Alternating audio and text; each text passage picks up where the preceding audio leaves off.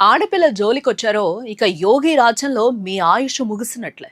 తప్పు చేసిన దుర్మార్గుడికి కోర్టు విచారణల కంటే పోలీస్ తుపాకీ గుండె సరైన సమాధానమని ఉత్తరప్రదేశ్ పోలీసులు మరోసారి కళ్ల ముందుంచారు.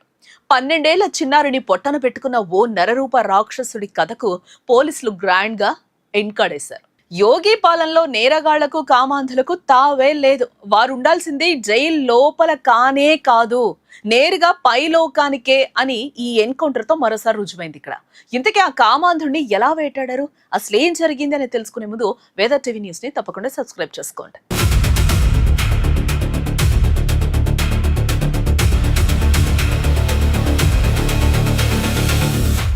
ఉత్తరప్రదేశ్ ముఖ్యమంత్రి యోగి ఆదిత్యనాథ్ అవలంబిస్తున్న జీరో టాలరెన్స్ విధి విధానాలు ఇప్పుడు యూపీలోని మాఫియా శక్తులకు, క్రిమినల్స్ కు కంటి మీద కునుకు లేకుండా చేస్తున్నాయి. శాంతి భద్రతల పరిరక్షణలో ఆయన తీసుకుంటున్న సంచలన నిర్ణయాలు నేరగాళ్ల గుండెల్లో రైళ్లు పరిగెత్తిస్తూ ఉన్నాయి. యోగి సర్కార్ అధికారంలోకి వచ్చిన నాటి నుండి నేటి వరకు వేల సంఖ్యలో ఎన్కౌంటర్లు జరిగాయి. వందలాది మంది మోస్ట్ వాంటెడ్ గ్యాంగ్స్టర్లు, ఘాతక నేరస్తులు మట్టికరిచారు. వేలాది మంది నేరగాళ్లు పోలీస్ దెబ్బకు భయపడి కాళ్లకు బేడీలతో పోలీస్ స్టేషన్లకు వచ్చి లొంగిపోతున్నారు. తాజాగా జరిగిన ఈ బులంద్ షహర్ ఎన్కౌంటర్ తో తప్పు చేస్తే బుల్లెట్ గ్యారంటీ అని యోగి సర్కార్ తన ఉద్దేశాన్ని ప్రపంచానికి మరోసారి చాటి చెప్పింది. ఆగస్టు 1న కాకోడ్ ప్రాంతానికి చెందిన 12 ఏళ్ల అమాయక బాలికను అపహరించి కామవాంఛతో రక్కసులా ఎగబడి హతమార్చి ఆపై మృతదేహాన్ని రైల్వే స్టేషన్ సమీపంలోని పొదల్లో పడేసి పరారయ్యాడు మోను అనే ఒక క్రిమినల్. ఈ నరరూప రాక్షసుడి ఆచూకీ కోసం శనివారం సాయంత్రం పోలీసులు 50,000 రూపాయల రివార్డ్ ని ప్రకటించారు. కట్ చేస్తే ఆదివారం తెల్లవారుజామున గులావతి ప్రాంతంలో పోలీసులు వాహన తనిఖీలు చేస్తుండగా నెంబర్ ప్లేట్ లేని బైక్ పై వస్తున్న 2 ఖతర్నాక్ నిందితులు పోలీసులకి తుపాకీ చూపించి కాల్పులు జరుపుతూ పారిపోయేందుకు ప్రయత్నించారు. బట్ అక్కడ ఉన్నది యోగి పోలీసులు కదా. క్షణం కూడా ఆలస్యం చేయకుండా ఆత్మరక్షణ కోసం తిరగబడ్డారు.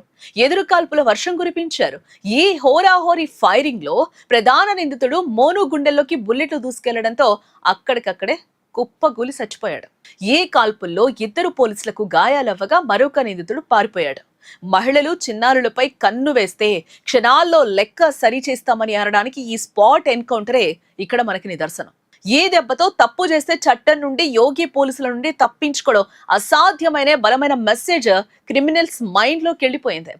ఏళ్ల తరబడి కోర్టుల చుట్టూ తిరిగే అవసరం లేకుండా బాధితుల కన్నీళ్లకు తక్షణమే ఎన్కౌంటర్ రూపంలో న్యాయం జరిగిందనే భావన ప్రజల్లో వ్యక్తమవుతుంది.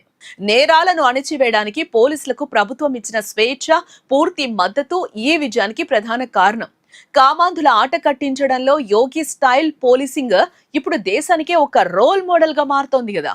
అయితే ఒకవైపు సామాన్య ప్రజలు, మహిళా సంఘాలు ఈ ఎన్కౌంటర్ ను తక్షణ న్యాయంగా కొనియాడుతుంటే, మరోవైపు మానవ హక్కుల సంఘాలు రాజ్యాంగబద్ధమైన ప్రాసెస్ గురించే మాట్లాడుతున్నాయి.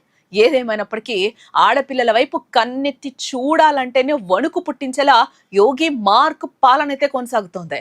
ఆడపిల్లపై చెయ్యి వేస్తే ఆ తర్వాతి క్షణమే సమాధి కడతారని ఈ ఘటన మరొకసారి హెచ్చరించింది.